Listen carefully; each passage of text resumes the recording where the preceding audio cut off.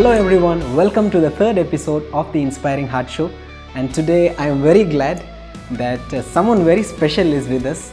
I have longed for so long to have someone like Brennan today. I have hardly come across people who are so inspirational, who are so humble, and yet who are very dynamic in their approach towards life, and someone of that sort is Brennan. Thank you, Brennan. Thank you for joining us in the show today. Thank you for calling me. My first curiosity, how old are you? How old do you think I am? Maybe in your 30s, mid 30s? Go next step. Mid 40s? Not mid, but 41. Wow, seriously? Yeah. When did you join the society? See, I joined the society at 31, but 31 was the pre-novitiate, so I didn't officially. So I officially entered the society at 32. Actually, to say many people, they think that the time to join any congregation is in their early or mid-teens. It varies from person to person. And now I'm from a city like Bombay. So in a city like Bombay, very few people join in their school days or like college days. It's almost, I would say, a trend or a way of thinking in the cities, particularly, that you will start your working, you'll finish your college, you'll work, and after working for some time, you'll think of joining religious life, if at all, even if that is one of your avenues. So it's not, what I have done is not uncommon in the city, but if you compare it with the villages or with the world as a whole, then yeah, it comes, because many of them join, I know, even at 10th standard level. I've heard in some provinces, even at 8th standard, they have something called minor seminary. So for us, I mean, in Bombay and all, to think of at 8th standard joining is unthinkable. Because you have a better clarity. For us in the city, definitely the idea is you start working, you see the world, you have your experiences, and then if you still feel that God is calling you, then you join. So that was what I had done. I mean, I completed my engineering, I completed my master's, then I was working for 7 years, and then finally I joined. Oh, that must have been a journey which is expected or unexpected. No, it is actually, I had a feeling of joining quite early. I mean, probably right since the time I was in college, like junior college, I would think about joining, but they were never strong thoughts. It was just like always like a passing phase, like maybe, maybe not kind of a thing. So it was when I started working that more and more things started becoming clear.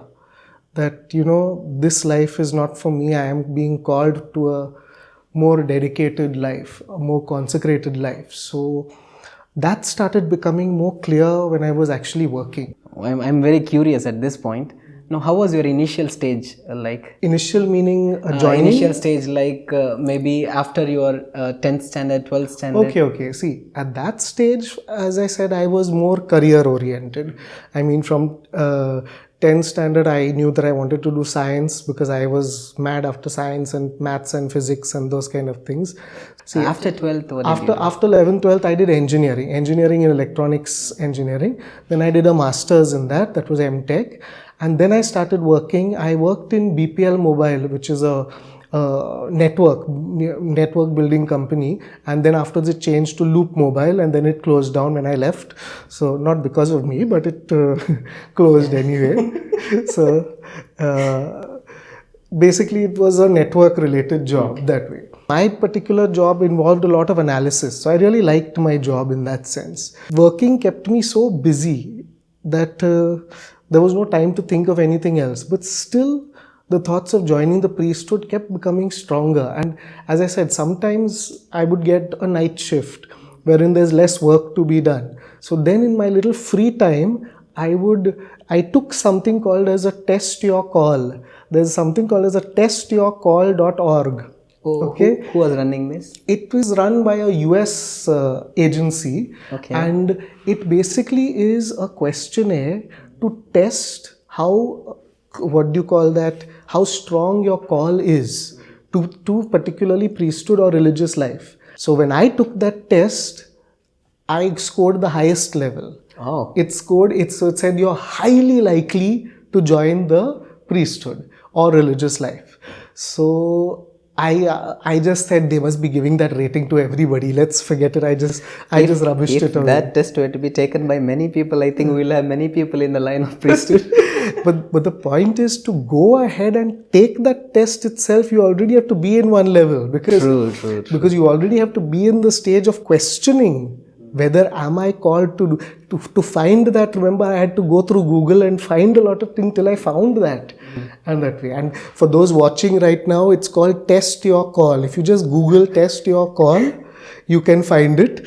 And it's free, of course. Trust me, I will not pay for anything. So it's not a promotion, by the way. But it gives you a good first round to think whether your calling is something real or whether it is just in your head. Because when you see it in black and white, when that website posted that, gave me the highest rating and said you're highly likely to join. So that immediately unlocked both the things. Like on one hand, I have great excitement.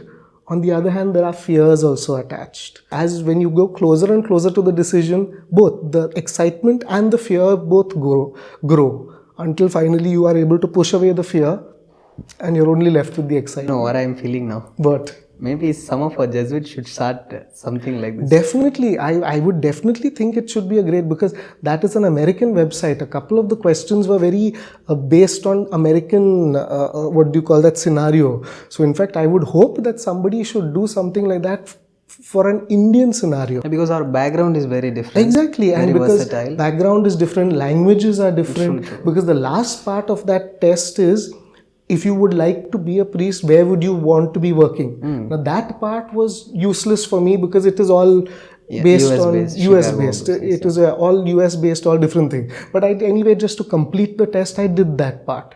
But if somebody were to do it in India, it would make a lot difference. So you can really see where you're more oriented towards. You already get a direction. I wish some Jesuit who is watching this is inspired. I hope so. Yes, definitely. Somebody who's good with media can think of making that website. After doing that test, did you immediately join? No. It would be a couple of years before I joined. I don't remember exactly when I did that test, but probably about 5 to 6 years before actually joining. Was it disturbing you? Was the test sometime popping up here and always, there? Always. It always kept disturbing me, and I kept pushing it away and pushing it out of my mind and trying to postpone things. The thing was, the home situation was a little difficult, because I was a little worried because my mom was very dependent on me, and I was a total mummy's boy. But what I was not worried about myself, as I was worried about my mom depending on me, because I knew she depended on me a lot. So I used to just think, I said, if I move out of the house, how will it affect my mom? How will it affect my family? Earning was not a problem in the sense because, financially my family was in a decent place, and plus my sister was working, and even I was working before joining, so I had earned enough to keep in the bank, which would be sufficient. I mean, because my family does not, my mom, only it's just me, my mom and my sister. And my sister's married and now has her own family. So just my mom hardly has so much requirements. So there was enough money in the bank to support her for everything. And daddy passed away in 2020. So, and mummy, of course, mummy just passed away now only, just before coming here. I'm so sorry. That I was very close to mummy, so losing mummy was a big shock for me, and it was a big surprise also. But anyway, God has his ways, and that happened. So, but surprisingly, they took it well. And I mean, my mom and my sister were extremely supportive. My dad was absolutely against it, totally against it, but then I knew that he would be against it. So it was nothing surprising, and it just took some time to get him to accept it. And so it took some time for him to accept it. He was never happy about it, but at least he settled, okay, fine, and he would ask me, are you happy? Are you sure you like it? That way.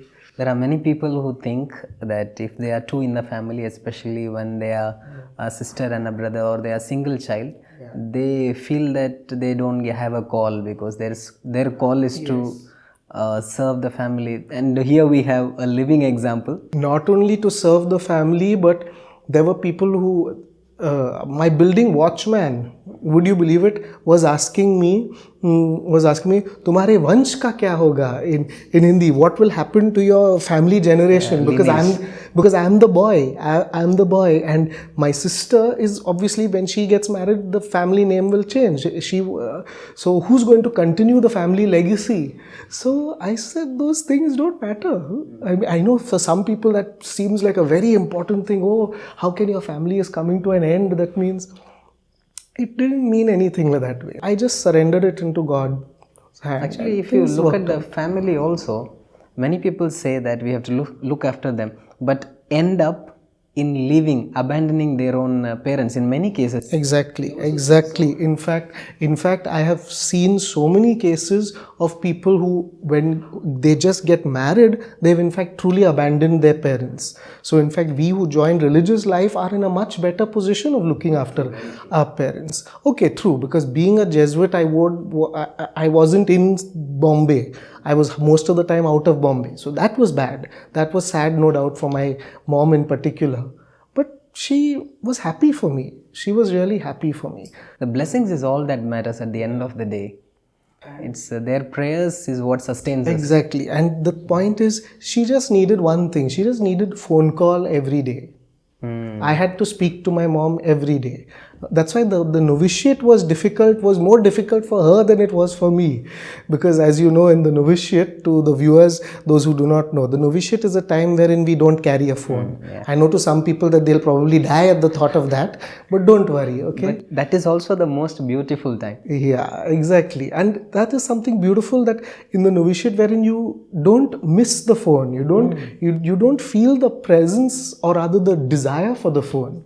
So during that time, I would say my mom felt the craving more than anything. So because we were just allowed one phone call in the month, and that too for 15 minutes. So that was all that my mom would get to talk to me.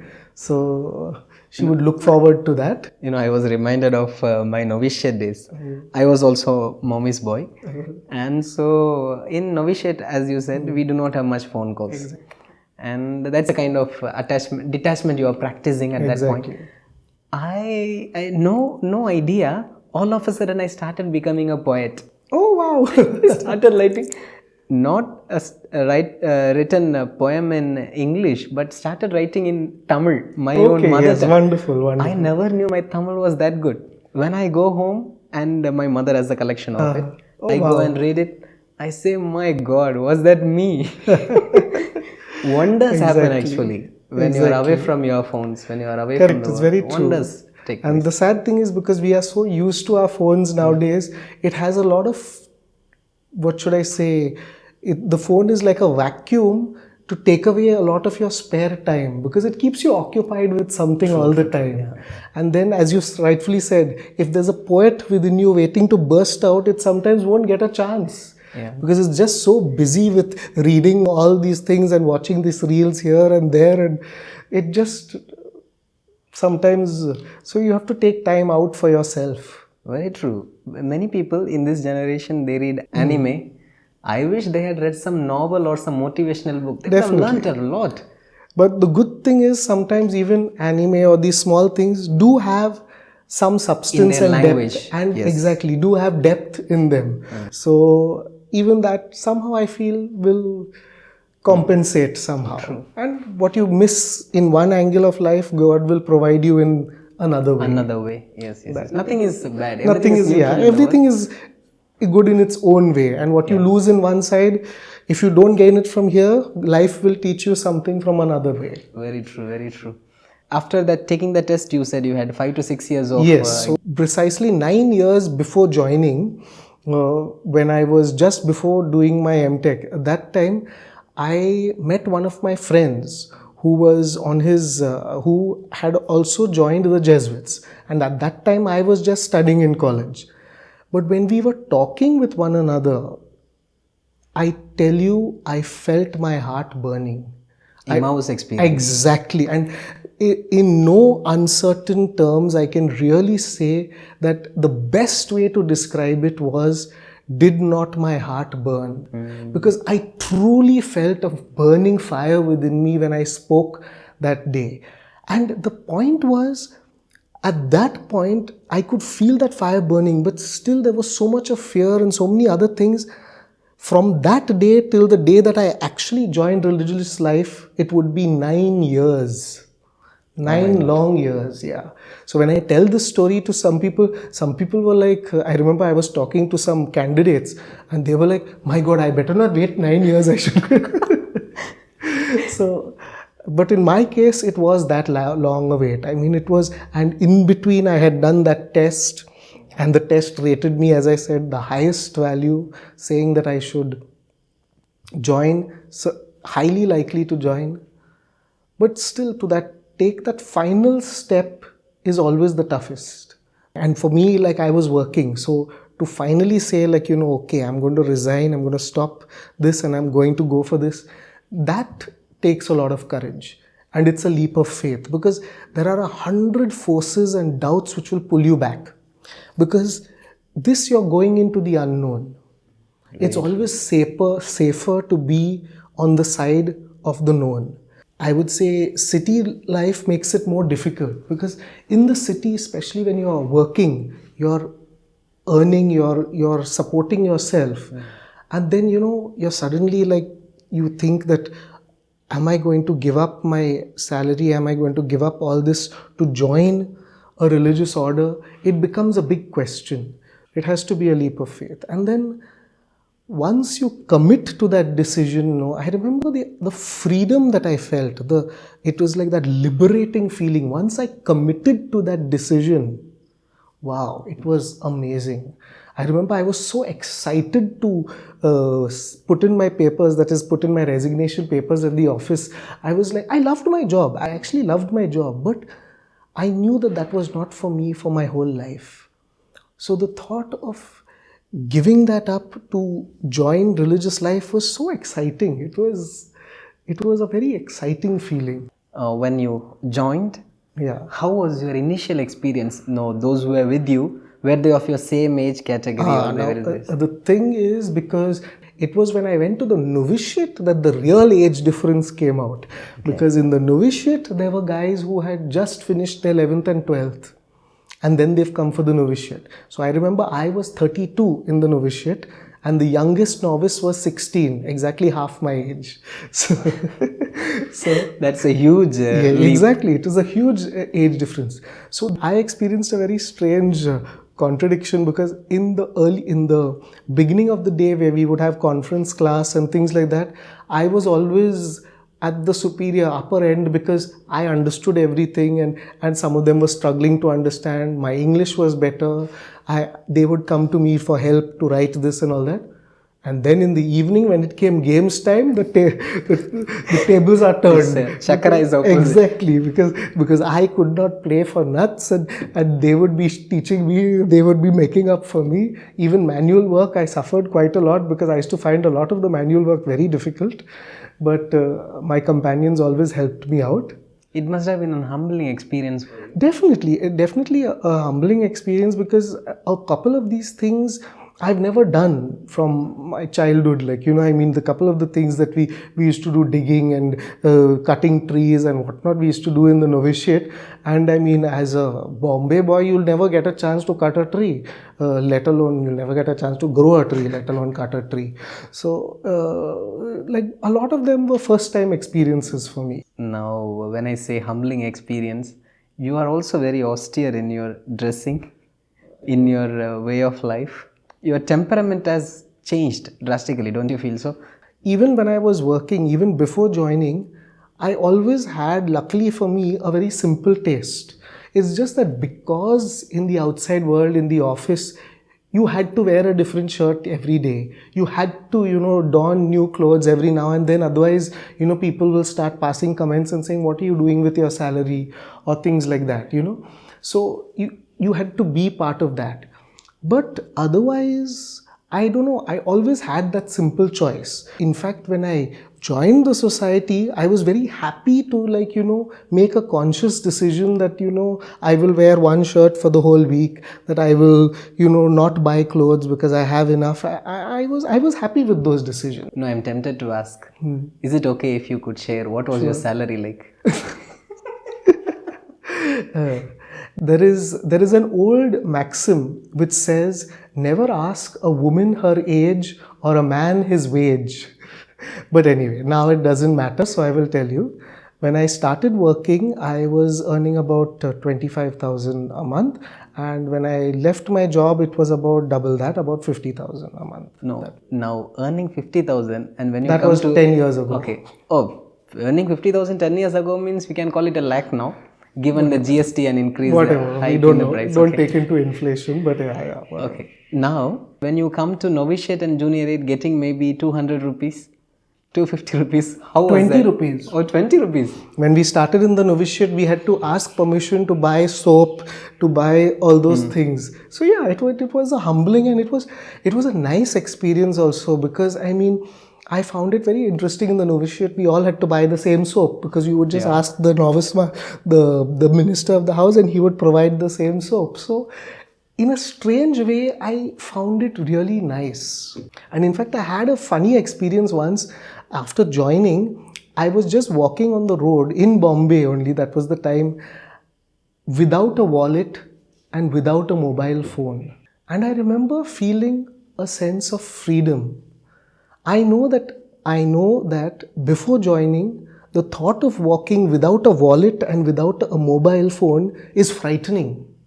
I'm sure many listening right now also will probably be thinking, that's crazy. How can you be walking on the roads of Bombay, that too, without a phone and without a wallet? Unless you are pickpocketed. Yeah, unless you are pickpocketed. Yeah, exactly. But the point is, I found it liberating. I found a sense of freedom, that I don't have to rely on money, that I don't have to rely on my phone being there. I'm just happy. I'm just relaxed and at peace with that moment. So that perhaps is one of the few things which you don't get to enjoy so much in the outside world. That's true. Many people feel that when you are not given money, when you are depending on someone for this money, certain things are binding you. Actually, such things free you. Exactly. In fact, that's the irony. It's the paradox of the situation. You think that when money is taken away from you, or when you have less, you are less free. But the irony is, when you have less, you are more free. Because the same things that you pay for, that you think are giving you freedom, are the very things that are binding you down. And those things which you think can provide you happiness actually exactly are the ones that are tying you down. True. And the things that you think will bind you down are the ones that will free you. So it's an interesting experience. When you learn to let go of these things, you experience freedom. Now 10 years you are in this life, and 31 years you are in that life. Exactly. Which one do you like the most? Obviously, I like this better, because this is what what should I say? I should say this is what I was created to do. But everything has its place. I wouldn't change anything. The first 31 years of my life, which were outside, they had a place. I'm glad that I spent those years outside. And because they have formed me and shaped me into who I am today. And now I'm getting closer and closer to priesthood. So it is humbling. It is very humbling and exciting to know that I'm finally getting closer, so much closer to priesthood. Actually, many people, you know what they think?